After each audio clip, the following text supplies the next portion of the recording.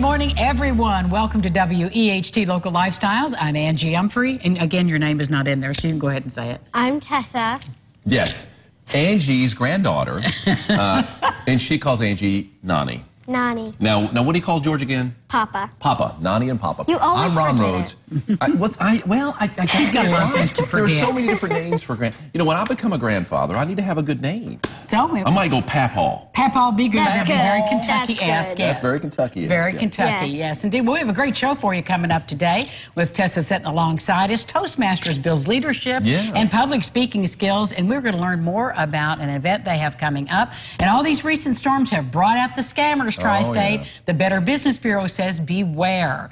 Dazzling day lilies are back at Owensboro and more dazzling than ever. And we're going to see what is new on this year's calendar. Mine look good. Yeah, I bet they do. And we'll talk about National Safety Council and about state laws regarding kids left unattended in hot cars. And the teeth whitening system that really works. We'll see the results from power swabs. Yeah, Big not only... It doesn't sound very helpful. It is, though. Oh, Believe me. It doesn't sound comfortable. Another thing, too, not just kids, your pets, too. Don't leave them in hot. I mean, it is getting hot out there today. It is so... And we're getting back into that. I know we had a little bit of a break, but, I mean, just be aware of that. Those cars are greenhouses. They really are. I mean, you can feel it yourself. Yeah. So it's, you know, beware, and we're going to tell you more about that. And you, speaking of hot... Oh, I know. I mean, speaking of let me tell you something. When we were getting snow in April, I made a vow. I said, you know what? I'm not making one complaint about the weather all summer long, and I'm not complaining now. You got snow in April? We had some snow in April. Yeah. And I bet you did up in Indianapolis, too. You didn't, really? No. I'll go check those records on that one. How quickly we forget, right? Here's our Heads Construction Tower Cam shot. Look at all that traffic down on Highway 41. A lot of semis, anyway.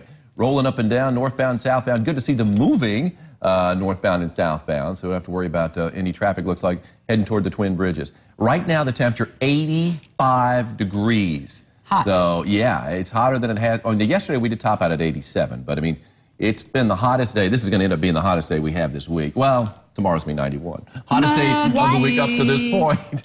Muggy. Yes, Let's it's just very hope the humid. humidity is low. What's that? I said, let's just hope the humidity is low. It's It not is going not. to be. It is not. You're sitting next to the Temperature weatherman. up, heat up, me down in bed napping in air conditioning.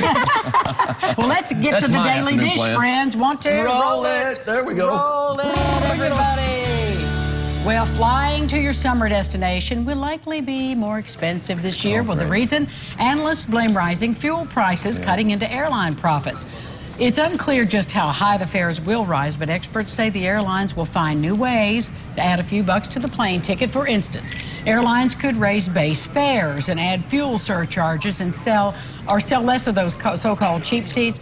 And some of the major U.S. airlines, including American, Delta, and United, are warning Wall Street that higher fares are coming primarily due to rising fuel costs. Yeah. So aren't you glad you had your plane ticket purchased before this?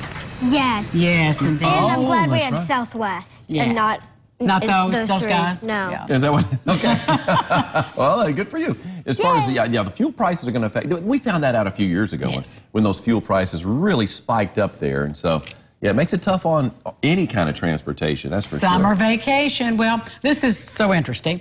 A police chase, unlike any other. Look at that. What the heck? I know it's an armored vehicle. It's a stolen armored vehicle. What? The personnel vehicle doesn't have any weaponry, and authorities are quick to point out that it's not really a tank. Police could easily have outrun the vehicle since it tops out at 40 miles per hour, but size is a whole lot different there. State troopers pursued the military vehicle along Interstate 95 Tuesday night after attempting to contact it. They finally did catch. See, you can see it stopped up there. Okay, good. So I don't know the rest of the story, but I'm kind of interested. There's not even a window in that thing. My question is, where did they steal it from? Like, where? These are things we all want to know. Yes, we Where do want to on know earth that. could they get a vehicle like that? It's not like this in a parking lot somewhere. No, like, it's I like- think I'll hotwire this tank. Yeah, it's not like it's just going to be sitting around in the middle of nowhere. I wouldn't It's think like, so. There's You probably ran out of gas. I'm sure it gets about 2 miles to the gallon. Oh, I'm sure it does, too.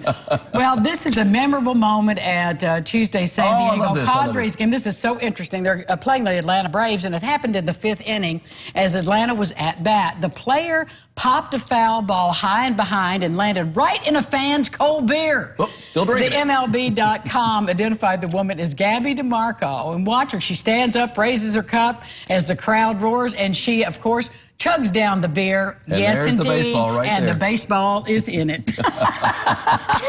You know, most people catch, the ball with the glove or maybe with their bare hands. Although I wouldn't recommend that. Yeah, the foul it tip. hurts. And she catches it with her beer. And I think the amazing thing is it's coming back at a pretty good speed. Well, imagine that. I And guess because if she it did- popped up, it's not as bad. It's not No, like it's a line not as if drive. it's driving, Oh, look yeah. at me talking baseball like I know what But I'm you're talking right. about. But you're right. But still, I mean, to catch it like that. And the thing is that she didn't spill the beer.